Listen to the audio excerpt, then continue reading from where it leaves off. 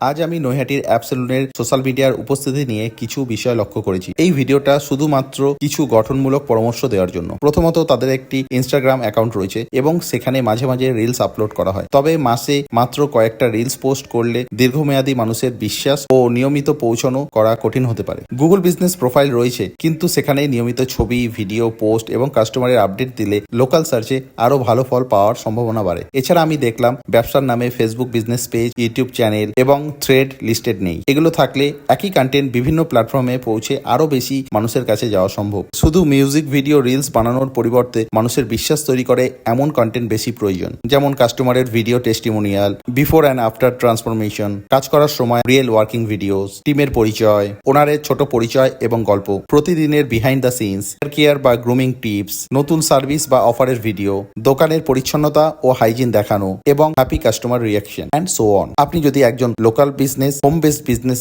এবং যে কোনো ধরনের প্রফেশনাল হন, আপনার ব্যবসার জন্য ফ্রিতে এমন একটা video shoot, social media audit, content স্ট্র্যাটেজির গাইড চান, তাহলে স্ক্রিনে দেওয়া নাম্বারে যোগাযোগ করতে পারেন। আমরা পৌঁছে যাব আপনার লোকেশনে।